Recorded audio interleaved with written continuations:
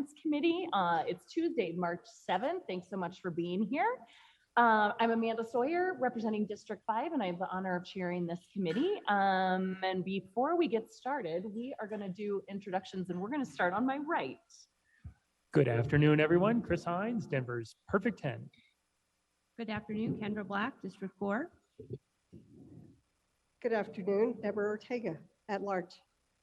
All right, we have one more council member joining us. I'm going to talk really slowly until she has a second. Good afternoon, Robin Kniech, at large.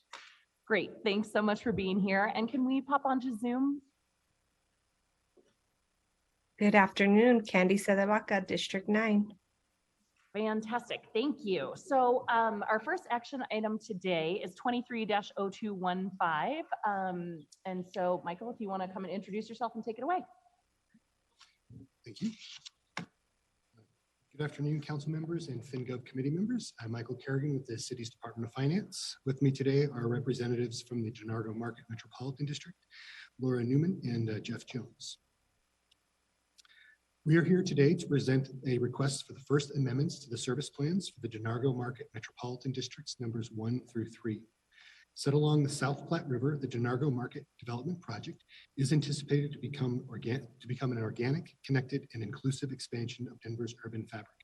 The development plan includes Michael, I'm sorry to interrupt, but could you speak just a little bit more loudly? Sure. Thank you. The development plan includes vibrant and restored South Platte River frontage, high-quality residential communities, desirable office space, neighborhood supportive retail, and unique public open spaces that cater to residents, office tenants, and the Denver community. To facilitate the development of the site, 3 metropolitan districts have been created. The districts are located north of downtown, generally at the southeast corner of Arkins Court and 29th Street.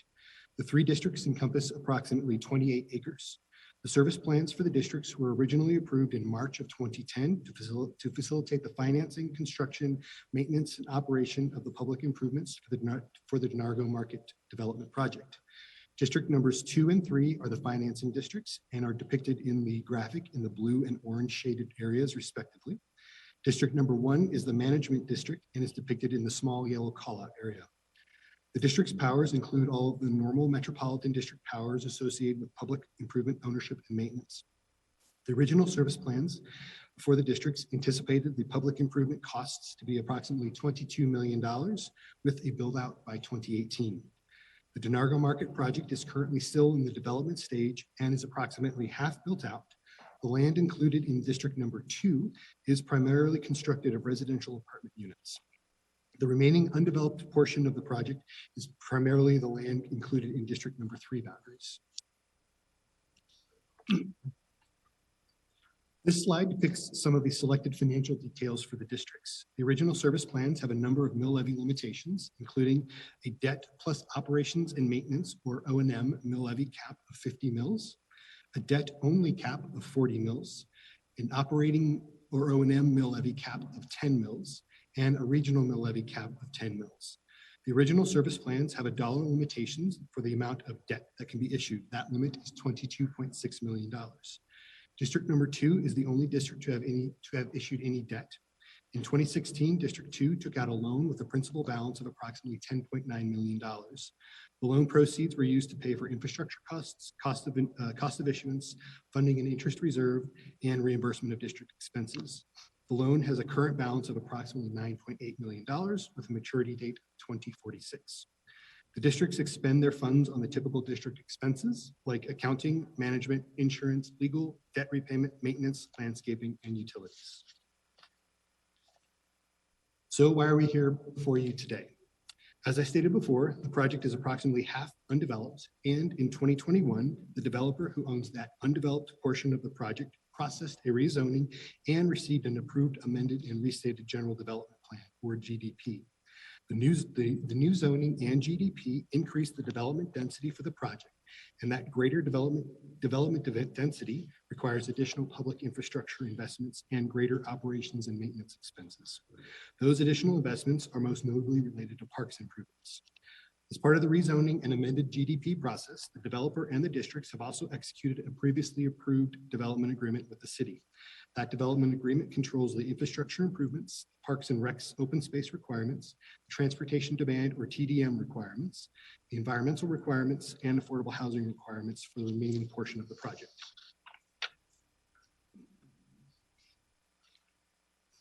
What will actually be changing with the service plan amendments? The description of the districts is being updated to be consistent with the new zoning. The description also contains updated population estimates from approximately 6,000 people, from 6,600 people to just over 12,000 people. The projected assessed value at build out is being updated from just over $30 million to just over $207 million. And the projected build out of the project is being updated from 2018 to 2029. With the extended timeframe for build out and the more intense zoning, which requires greater public infrastructure investments, the costs for the public infrastructure are different as compared to the original service plans. The service plans have been amended to reflect these additional updated costs from $22.6 million in the original service plan to approximately $68 million in the amended plan. The most notable cost increases related to parks. The original plan included costs for parks of $850,000, and the amended plan includes approximately $9.5 million. Those changes are coming from increased costs and expanded scope of improvements. The amended service plan will also allow the districts to provide programming services with an explicit mention for authorizing a farmer's market. The amended service plans are increasing the O&M mill levy limit from 10 mills to 15 mills to help fund those additional programming services. But the overall mill levy cap is still remaining unchanged at 50 mills. So there will be no new additional mill levies. The updated service plan increases the debt capacity from 22.6 million to 142 million. This aligns with the district's proposed 2023 Tabor election questions and is commensurate with the additional infrastructure costs being borne by the districts.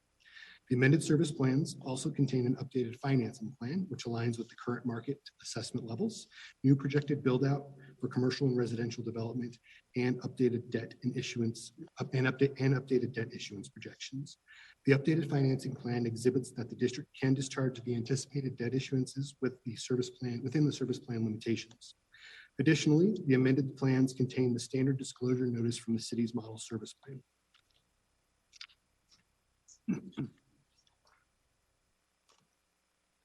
Assuming passage today, we will be at council for first reading on March 20th, and then second reading and the public hearing on the 28th. With that, I can open up to any questions. All right, thank you. Really appreciate that. I'm going to give it a minute for any council members to jump in. Let's start with Councilmember Kniech. Thanks very much. I was reached out to offer information about this. I was unable to accommodate the briefing, so I just want to acknowledge that just schedule did not allow. The fact that the presentation mentions that the streets are owned by the Metropolitan District, why is that? Why were they not turned over to be public right of way? Actually, I don't know. I was not in those discussions. Is everybody from? You have to come to the microphone, introduce yourself, do it all formally, please, for the viewers on Channel 8. Thanks. Thank you. Good afternoon. My name is Paula Williams. I'm with the law firm of McGeady Becker, and we serve as general counsel to the district.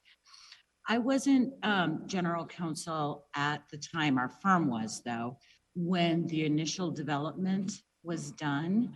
However, I have understood that the streets that were built in Denargo are atypical, meaning they were not built to Denver normal standards. And as a result, Denver did approve going forward with those atypical street sections. However, Denver wasn't willing to accept operation and ownership and maintenance of those streets. And so that's how they became district owned. Okay. And so I guess, and I don't know who this question is for, but I'm trying to kind of see the forest for the trees here. So you're not increasing You're increasing the operational mills from what to 15? From, our cap currently is 10 mills. And we are asking to increase to 15. We are certainly hoping that based on the projected assessed value at build out, that we will not need to impose near the 15. However, before that AV comes on, there's always a lag time between the time an improvement is constructed in the ground and the time it's fully assessed for tax purposes. There may be a year or two that we may need to bump it up in order to meet contractual obligations that we anticipate with Denver for park and rec purposes, as well as our normal operations and maintenance expenses. But the overall cap is still 50, and we can go back Correct. to, okay, so the overall cap is still 50. Correct.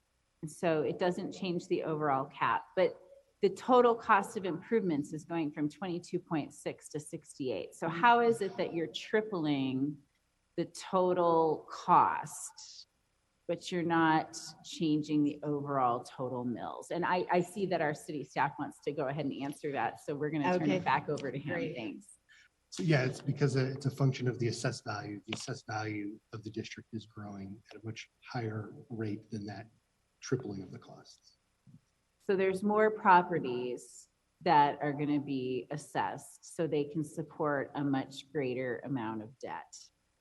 That's one way to look at it too, but then just the value of the property is greater than previously contemplated.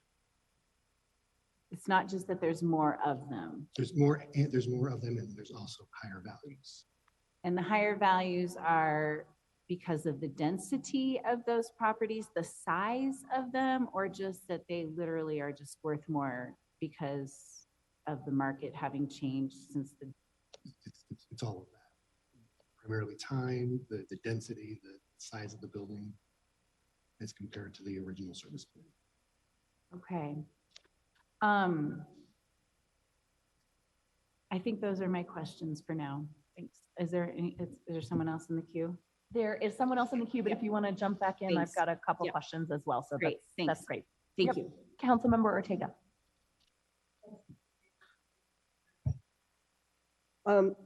So it sounds like this is kind of an example of being a victim of their own success because they've developed so much already in the area that property values have gone up. Is that part of it, the assessed value? It could be, and then, Okay. also changing market dynamics. They want to do something different with the undeveloped portion that's still there. So I want to ask about the open space and whether or not the open space that's part of this area is expected to be turned over to the city, or will this be under their management, control, maintenance, et cetera? When you say old space, do you mean the streets that are in District 2? Was there not green space that was anticipated as part of this overall metro district? Oh, okay, I see what you're saying. Yes, there is. And Number- Michael, it looks like you've got someone who wants to answer that question as well. So if you could please come up and just introduce yourself, that'd be great. Thank you. Hi, everyone. Laura Newman, representative with the Metro District on the board. So per our development agreement, we're building over just over 4 acres of open space. And about 3, I can't remember the exact number, about 3 of those acres are actually on city-owned land. A lot of it's along the South Platte River frontage. So we're going to, as part of our development, improve all of those 4 acres. Some of it's on privately owned land that will eventually be conveyed to the Metro District. And then part of it is on the publicly owned land, that's city-owned land today and will remain that way.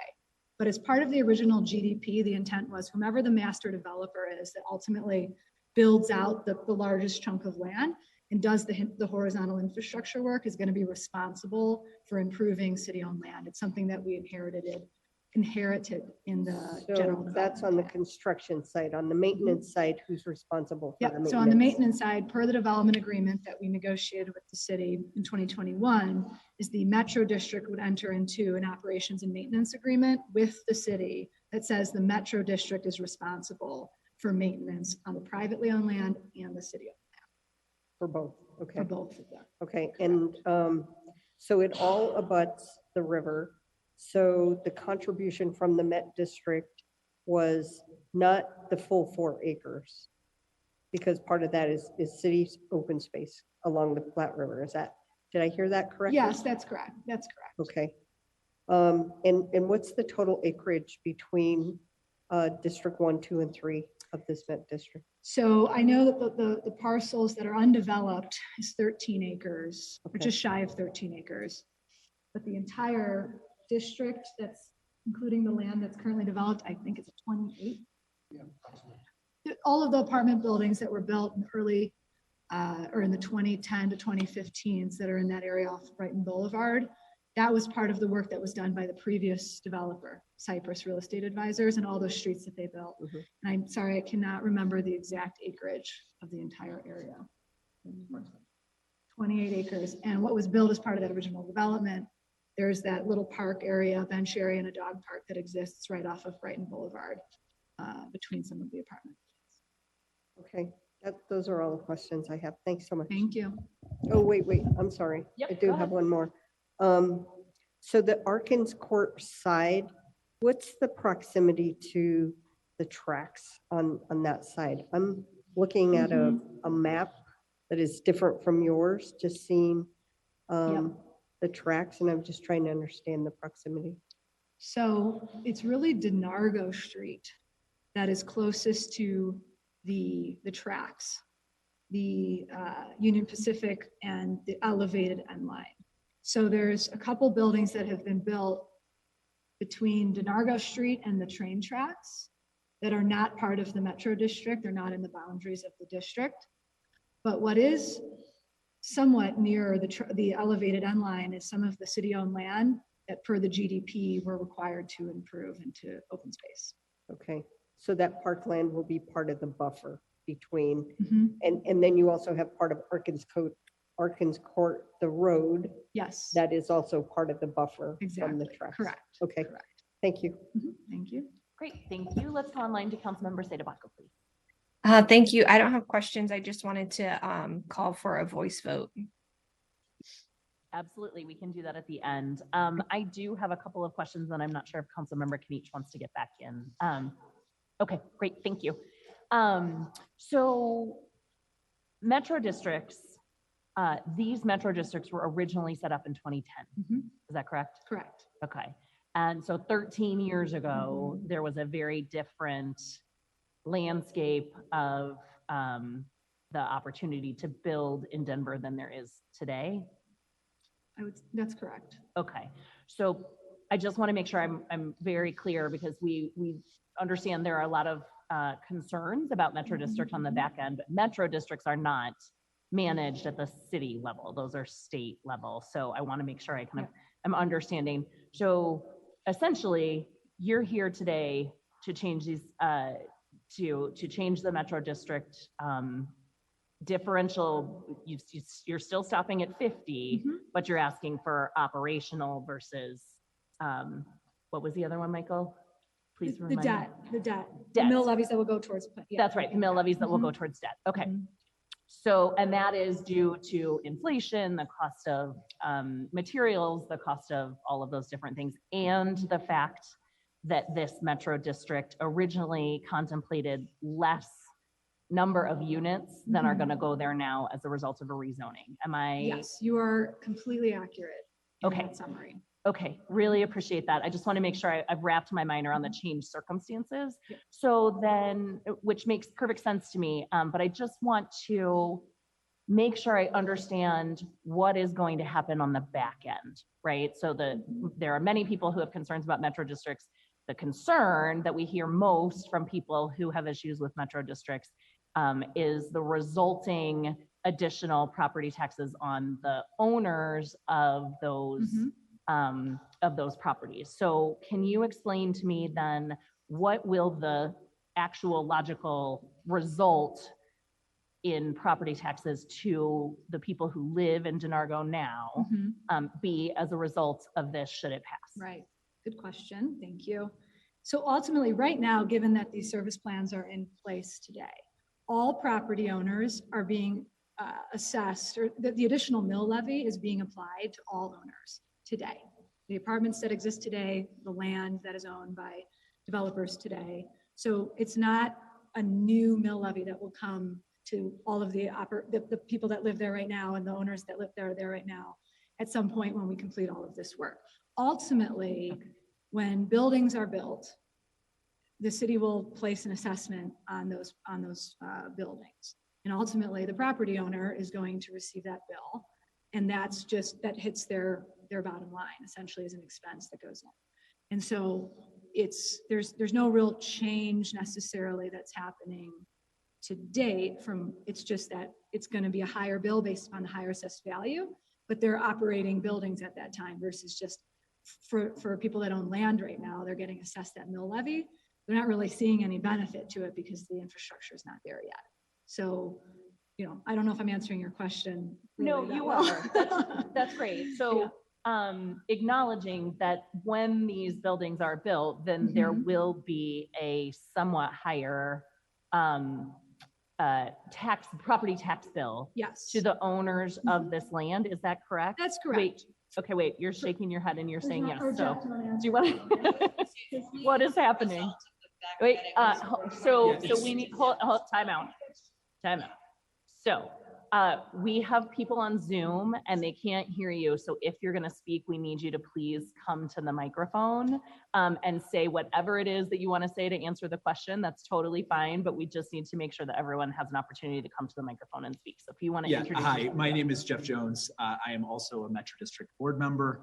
I appreciate your time today. I think to answer your question, as it stands today, the Metro District charges 33 mills to handle its existing debt capacity and 11 mills for the service plan. Okay. It's technically capped at 10, but due to the GAL organization, they're able to uptick it ever so slightly. So as of today, it's at 44 mills. With future improvements and all the costs that come with those and future assessed value, eventually that could increase up to this 50 mil cap that we currently have. It's not needed today simply because there's not enough debt that demands it. And so that's ultimately where it could land. Is the only real difference from today to then would be 44 mils to 50 mils. That's the difference. And to be very clear and make sure that I'm understanding this correctly, you're not asking for anything above 50 mils, and you are already granted 50 mils by council in 2010. That's correct. The only distinction is how that's allocated and upping the operational mill levy only to accommodate these additional improvements just in case. And in particular, as Paula had mentioned previously, that's it, as the assessed value is catching up to ultimately the amount of improvements that have been done. We may need more operational mills simply to support the existing infrastructure prior to additional buildings coming on to be able to support it on its own at a lower level. Got it. Okay. Thank you for that Yes. explanation. I really appreciate it. And before we move on, I just want to make sure no one else has anything to add. Okay, perfect. Thank you for that explanation. We've got Councilmember Hines. Thank you, Committee Chair. So I think I heard today 100% of the properties are getting levied, correct? Or the owners of 100% of the properties in the district are getting. Yeah, so Metro District number 2 is that 44, it's talking about 45 mills. District number 3 right now is at 10 mills. Okay. Is there additional development? There's additional development that's planned for the site. Is that correct? And so I'm sorry. I guess I should wait for an answer. I see head nodding, but the folks on Zoom can't necessarily see the head nodding. Yes. Yeah, Okay. And I'm guessing that new development would fall under enhanced housing affordability. Is that also fair? There would be projects submitted after June 30th of last year? It's a good question. So we negotiated our development agreement during the rezoning process prior to EHA going into effect. So for any multifamily that's built on the site, we have a separately negotiated agreement that anyone who builds on that site is going to have to adhere to that agreement that's in place. So it differs slightly to what's in place EHA-wide, citywide. Okay, so it was finished before EHA was passed, but you do intend to put some affordable housing on the Yes. property? Okay, so what made me think of this line of questioning at all is we talked about another district that is on, well, the voters are going to decide here what happens with that district, but they talked about how the mills would not apply to affordable, units that fell under the affordable umbrella. Is that something that I'm just asking to ask, not to lobby for change? I just want to know what we're working with. So metro districts have ad valorem taxing powers. We impose property taxes. If an entity is tax exempt, they don't need to pay property taxes. So typical tax exempt entities, churches, hospitals. I understand that some affordable housing owners are organized as tax exempt entities. If they are exempt from property taxation in the state of Colorado, they would be exempt from paying metro district mills. Okay, but not as a matter of course, the affordable properties or the affordable units, if they were owned by individuals, they would just be taxed at whatever rate. So we look, it is based on whether or not it is subject to property tax in the state of Colorado.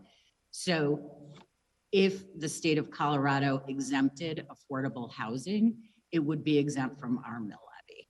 If the state of Colorado exempts it because of the owner is tax exempt, it would be exempt.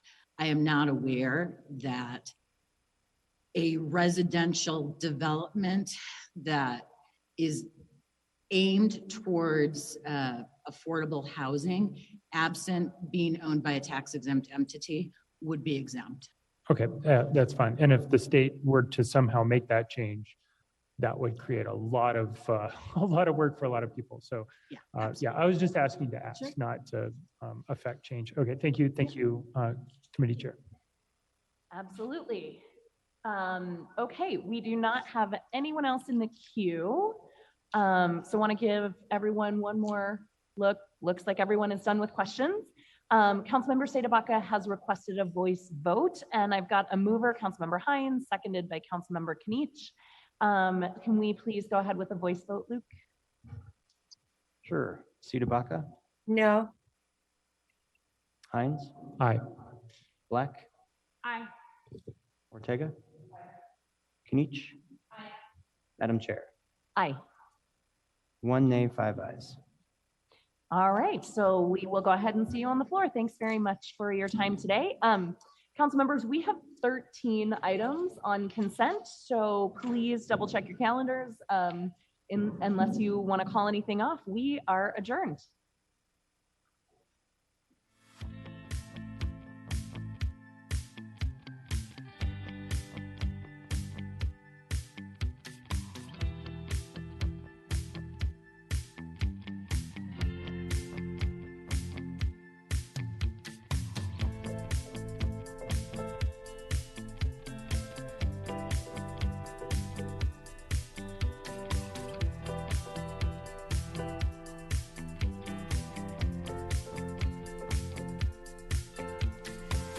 Campfire, and the view along that ridge is absolutely stunning. You're standing at a place where a lot of history happened. It's amazing when you see early tourist ads for Denver, you don't see 17th Street or even Union Station. You see some lady